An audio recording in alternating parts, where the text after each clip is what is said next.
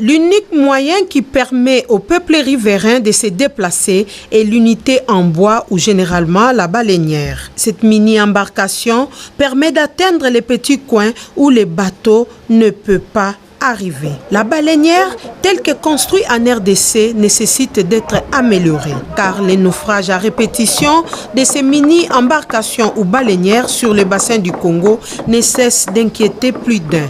Les derniers naufrages en date, le 22 novembre sur la rivière Mfimi à Nyoki, chef-lieu de la province de Mai-Ndombe. 5 personnes décédées et plusieurs autres s'étaient portées disparues, augmentant ainsi le nombre de naufrages en RDC à plus de 7 pour cette année 2019 qui tend à sa fin. On peut citer les naufrages au niveau de Mabutuka à Maluku, à Bolodjoa sur la rivière Lulonga, le naufrage de Bukama sur le lac Upemba, sur la rivière Luapula en mars et sur le lac Kivu en avril comme en août 2019, ainsi que le naufrage survenu au village Yatutu à 132 km de la ville de Kisangani. Selon les experts du secteur des transports, la surcharge serait la cause principale de certains accidents. Ajouté à cela, la navigation nocturne. La baleinière en soi, c'est une unité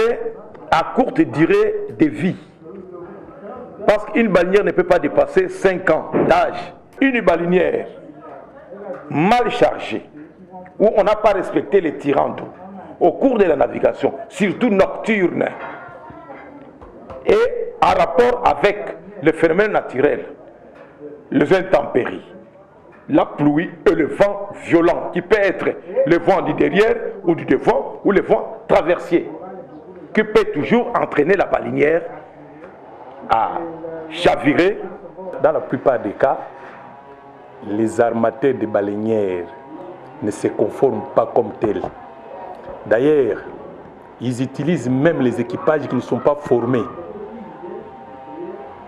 Ils peuvent prendre un membre de la famille qui sait seulement piroguer et il le prend, il devient membre d'équipage, sans connaître aucune notion de la navigation. À l'ingénieur Patrice Kioronini, expert principal à la SICOS, d'ajouter que dans certaines de ces mini-embarcations, il y a absence de cloisonnement. Les conducteurs se font guider par les matelots et la plupart de ces conducteurs n'ont pas la formation appropriée. Vous avez constaté qu'il n'y a pas de cloisonnement. Ça veut dire que s'il y a une voie d'eau, l'eau envahit toute la coque et la baleinière peut sombrer. Il y a certains baleinières qui n'ont pas la timone. Donc, le conducteur est derrière, il n'a pas la possibilité de voir devant. Et il est obligé d'utiliser des matelots qui sont devant, qui permet de l'orienter.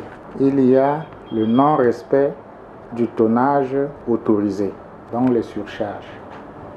Et ensuite, il y a la navigation de nuit, parce que la majorité de ces unités n'ont pas de feu de navigation, de projecteurs, qui leur permettent de naviguer la nuit. Bien que le gouvernement de la RDC a pris certaines mesures pour sécuriser le voyageur, port des gilets, pas de navigation nocturne et autres, cette situation persiste. Pourtant, les codes de la navigation en vigueur au Congo prévoient que toute embarcation qui fait les transports en commun devra être fabriquée selon les normes. Cela est pareil pour tous les États membres de la SICOS. Mission nous avait été donnée par les États, les experts en transport de la CEMAC et de la RDC, d'harmoniser les normes de construction navale. Qu'est-ce qu'on déplore dans ces baleinières? Premièrement, il y a la conception. Deuxièmement, il y a le mode d'assemblage. Les normes permettent d'imposer un certain mode d'assemblage. Et troisièmement, il y a la valeur minimale dimensionnelle qu'on utilise en fonction des matériaux qu'ils ont.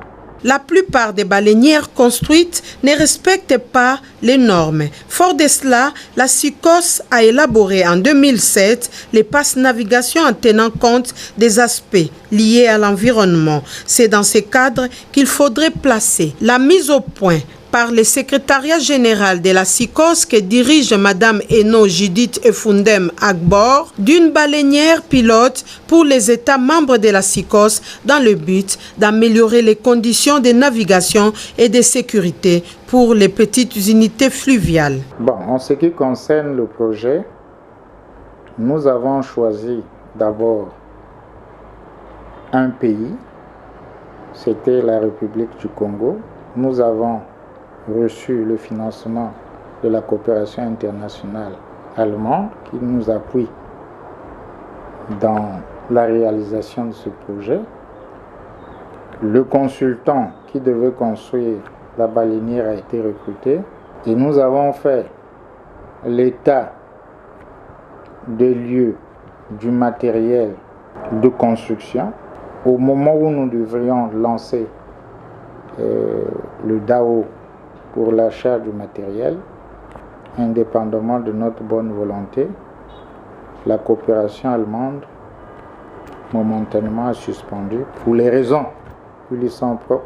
Nous allons toujours finaliser ce que nous avons commencé en République du Congo et amorcer la construction d'une nouvelle baleinière pilote en 2020 ici en République démocratique du Congo et ensuite dans tous les États membres de la SICOS. Ce modèle type de baleinière a été présenté au Congo-Brazzaville, puis suivra le tour de la République démocratique du Congo, en plus des autres pays membres de la SICOS.